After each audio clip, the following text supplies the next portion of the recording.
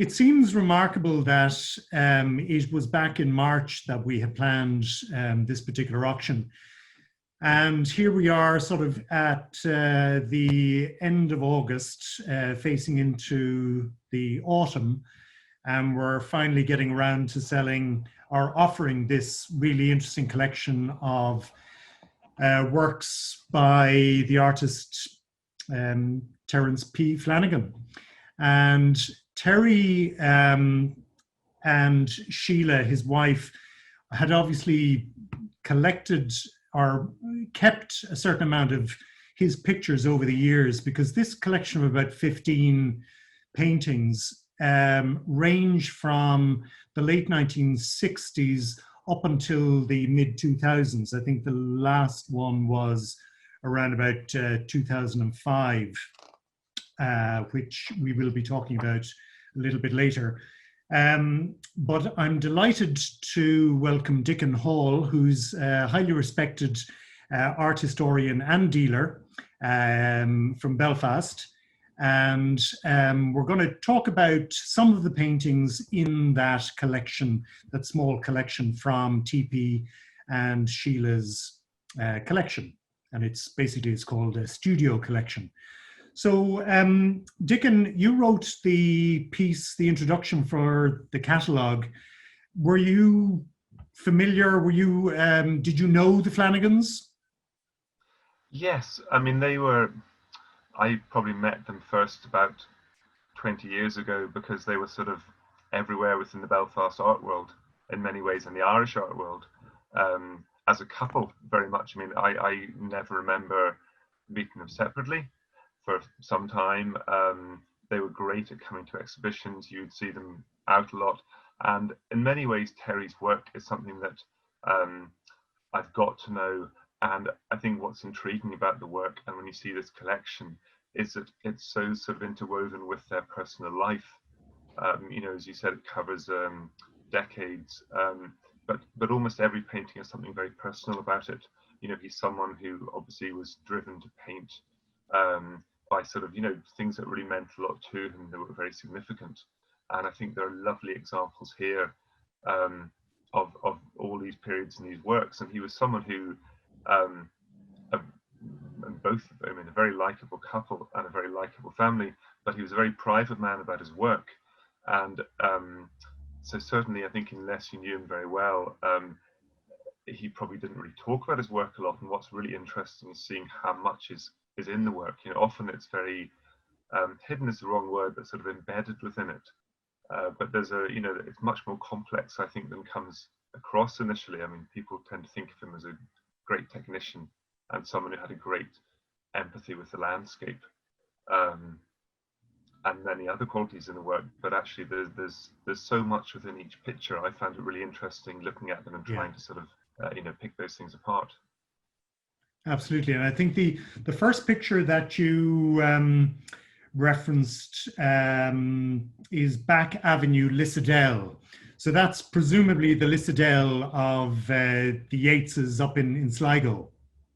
Yes. So there's a sort of rich history there, and it was something that obviously was crucial in terms of, I think, forming Terry Flanagan as an artist. He went there as a child. I think he spent long summer holidays there. He had an aunt who had a house there, another aunt who was involved in the estate. And it came to mean a great deal to him.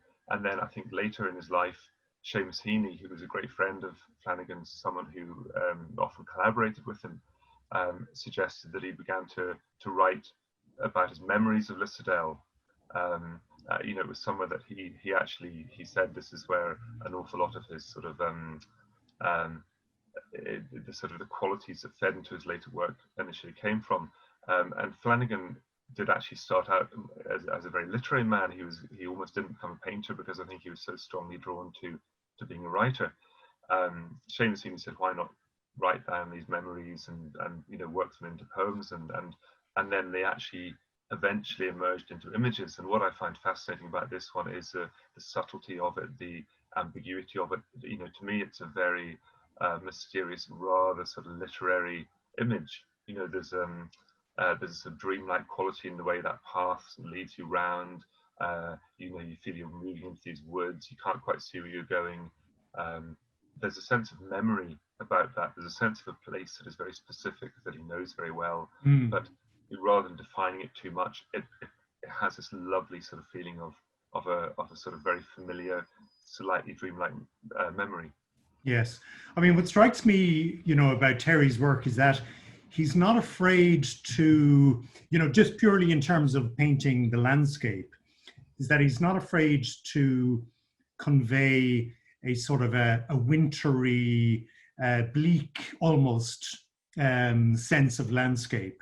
That he's not constantly sort of trying to make things look cheery, or he's very much a sort of a real, a lover of real landscape. And that comes across in a lot of his work, is that there isn't a sort of a sugar coating on it. And that's very much with this particular picture with the Lissadell. Yes, and I think you put your finger on it, and I think there's a reference, I think, in Brian Kennedy's biography of Flanagan, which is a great book, Absolutely. and a great resource, mentioning about how as a child he used to like cycling on his own around Lough Erne, around all the sort of areas which he then went back to paint, and there is almost this slightly solitary feel to them. As you said, they're places that he's painting the real place because he knows it so intimately. Yeah. And has spent so much time there himself. What's the connection with is it Roughra? Yes, Roughra was I think it was the late 60s, I think 1968. They bought a cottage there, and then a bit later Terry built a studio on there. And obviously with what was going on in Belfast at the time, it sort of became more and more somewhere that they migrated to for holidays, and also became a great social centre. I mean, they had this amazing circle around them. I mentioned Seamus Heaney, the other people who visited there a lot, people like Brian Friel, Gordon Lambert, Derek Hill, Effie McWilliam. It was a sort of very significant and rather sort of idyllic place for them, I think. And obviously, he painted the landscape around there a lot, but also I think what is less well known sometimes about Flanagan is still life painting. Yeah, because the picture that I'm referring to is Roughra Hearth, I should say, from about 1972-73, which is remarkably abstract when you look at it first. But it's obviously, it's a hearth in a cottage, and it's quite sparse in terms of the imagery, but above the hearth is the this sort of scissors type implement for presumably for, is it cutting? Well, I couldn't quite work this out. And then I was reliably informed they're actually sheep shears. Sheep shears. Looks, yeah, because they don't look that big. There's it almost looks like something that you'd use to sort of snip the top of a candle. In a previous century, you might have done that. But yeah, sheep shears. So we might. Lot number 65, Roughra Hearth, as I say, is remarkably simplistic in terms of the way it's painted. You don't see Terry's work sort of drifting into too much abstraction, but this particular watercolor, has quite an abstract feel, but yet when you identify the elements of it, it becomes completely and utterly representational. Yes, and I think it shows his mastery of watercolor as a medium as well.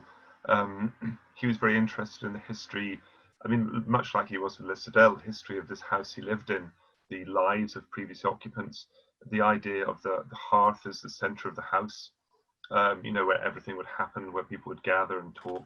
And this idea, which he conveys so beautifully in watercolor, of the sort of peat staining the walls. And then, as you said, this beautifully abstract, sort of rather lyrical shape of the sheep shears, if they are, above that.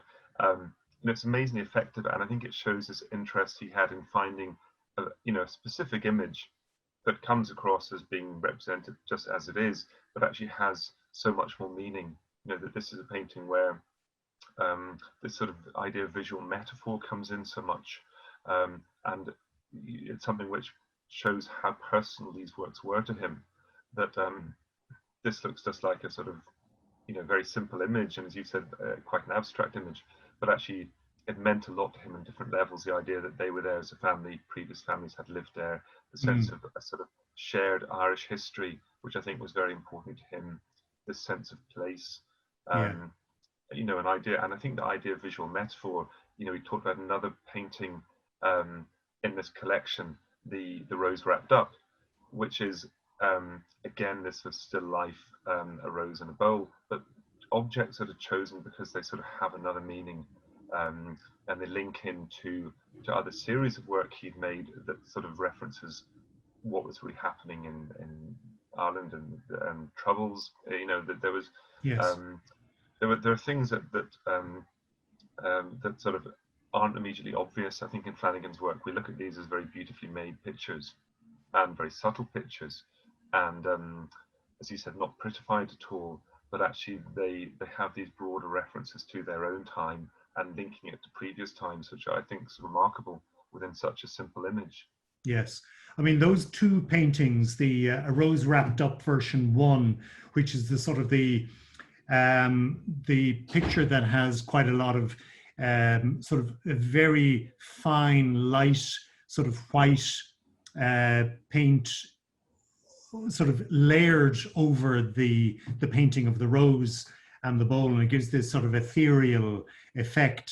But the other picture, the Red Roses Wrapped Up, is a much stronger, bolder, but yet he's still used this layer of cellophane in this particular instance, where the roses, presumably having been bought from a shop, from a florist shop, are covered in the cellophane. But there's a lovely sense of the use of the imagery, which was also used by people like Jack Butler Yeats, and that whole, the importance of the rose for so many artists. So obviously it was something which Terry was interested in from a number of angles, not least the political one. Yes, I think you're absolutely right. I think he was very conscious of art history, and of Irish art, and he wrote very interesting articles about other artists, and had that sort of broader vision. So as you said, the sort of whole iconography is really interesting to him, because in the way he's interpreting, he brings forward an iconography that is sort of there and reinterpreting it, and so even in a way, his work, as with a lot of artists, I think, working in Northern Ireland at that time, there isn't maybe the direct reference to the Troubles, but often it is embedded within them, that it is there, it's a presence. I think, there are a lot of artists who would have said that in the, in the late 60s, early 70s, this began to be somewhere, he made a series of works about, there's one of wrapped turf, and then there's a very famous painting called The Victim.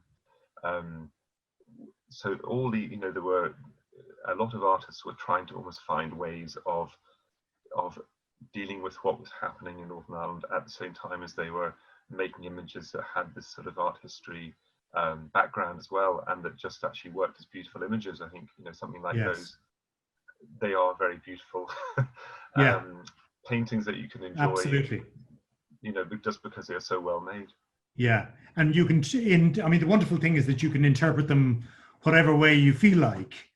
Yes. And Terry obviously would have felt quite comfortable with viewers of his pictures interpreting whatever they want to get out of them, particularly pictures that have a sort of a resonance with that particular time. Because I think that, as you say, so many artists of that time didn't overtly use the political and social issues of the time, as iconography in their work. But at the same time, you have that feeling that it was going on, and there's no question about it, and that it was influencing everybody. That also being said, I think that, Terry wasn't just a sort of a Northern Ireland painter. He was an Irish painter in many ways, and that is interesting because of the extent of the number of collectors in the South who, throughout all that period, were huge supporters of his work. I mean, you think of Nolian and Vincent Ferguson and lots others, you know, who were more associated with south of the border, who built up phenomenal collections of his work. And throughout all the period that, you know, we've been running Irish art sales here in Adams, his work was a regular feature in all those auctions. So in many ways, you know, he was somebody that sort of extended, you know, his range of images to suit a much broader marketplace, for want of a better word. And I think just to sort of to complete the circle in some ways in this conversation, the later works that we have from this collection are works from sort of Lough Erne, Lower Lough Erne, the islands, and they're much more the sort of the works that we are used to seeing, because I suppose they're the ones that, you know, they're more recent. We've seen them in the exhibitions. A few of them have come up for sale. But number 77, Lower Lough Erne, has to be one of the most exquisite, just in terms of the beauty, the skill of the, you know, the painter in conveying this beautiful sort of, you know, the water, the trees, the light blue sky. It's absolutely wonderful work. Yes, I completely agree, and I think, and again, going back to what you're saying, I think, you know, there's a often a familiarity, I think, with these works with people in Dublin, because I think the Hendricks Gallery, which is such an important gallery, you know, Flanagan is really one of their main artists, Yeah. you know, for so long, and someone who really, I suppose there is a, you know, it's a difficult thing to sort of to say, but in many ways, you know, his images of Lough Erne for many people are very defining of them. You know, there's I think, qualities in the oil paintings that maybe, you know, fed in from the watercolors, that lovely subtlety you're talking about. Yeah. A sense of almost trying to paint what is not quite there, mood and light, something that is changing. But at the same time, I think his real intimate knowledge of these places meant he could pare it down to absolutely minimal elements. So you have maybe a suggestion of a few islands, you have the foreshore, you have the sky, but still convey this very strong sense of a place that he knew well, and a lovely sort of move, you know, towards minimalism that never leaves the place behind. You know, which I think is very interesting. You know, he's often thought of as I suppose, looking back, as quite a traditional painter in some ways. But I think when you look at these works and you see the dates they were painted, you know, he's really experimenting quite a lot, and there's an ambition within his own works that I think really marks him out. You know, as a one of the leading figures of that time. Yes. You know, as you said, someone who the best collectors of the time really were very interested in, and someone who sort of, you know, I think it's easy to underestimate the work because there's a subtlety. It takes a lot of looking. Yes.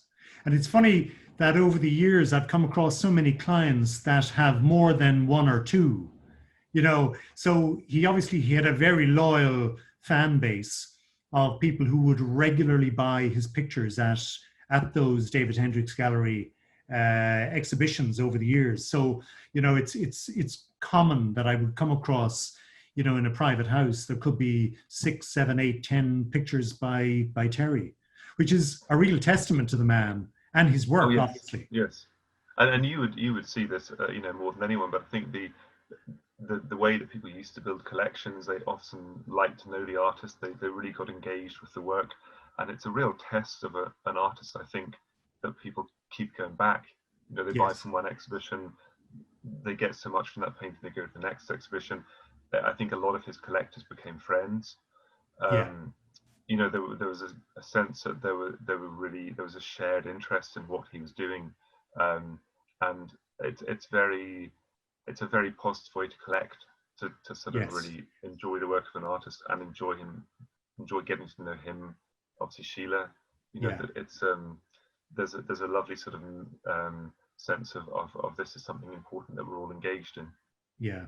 And this opportunity now to, you know, with next week's auction, to acquire pictures that haven't been out on the market before, that have come from the studio, is a rare opportunity to get something that perhaps, you know, these pictures were kept because they were particularly fond of them, or they had a strong, you know, connection with the artist and his wife.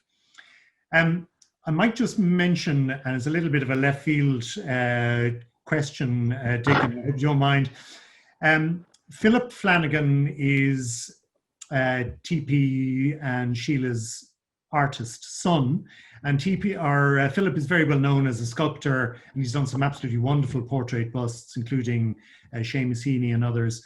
And he's also quite a significant painter. I'm just wondering, do you see a connection between the work of the father and the work of the son? Very interesting. I think only Philip could answer that. I think they're both very Yeah. interesting artists in different ways, but I think in their very different ways, they have a very strong feeling of conveying the mood of the place they're in, and finding a sort of visual motif that represents that very well. Yes. There's certainly connections you could make, but I think what's really interesting about seeing Philip's work, I think the fact he started out as a sculptor is almost marking out his own territory. Yes. And then the move into painting is so organic, and you know, I think he's very much his own man, but I think you probably couldn't not be influenced to, even in terms of, you know, just I get the, I mean, I think they used to talk a lot about painting. I think whenever Philip came back from, he studied in London and worked in London. You know, I'm sure that was great for Terry to have another artist, you know, of that caliber in the house to say, what do you think? And but it's very interesting. I think we have, you know, even the sort of, I think the portrait heads that Terry did of both, or sorry, that Philip did of both his parents, they do show this sort of great affection and interest. And what you're saying about works being kept in a collection, I think obviously a lot of these works are very close to their lives, you know, and that life is very bound up with painting and making art. Yeah. Well, Dickon, thank you so much for giving us your time and your insight. And it was wonderful to read your piece, your essay in the catalogue, and also the notes connected with some of the pictures. So thank you so much, and I appreciate your input. That's a pleasure. Thank you very much. Great. See you soon.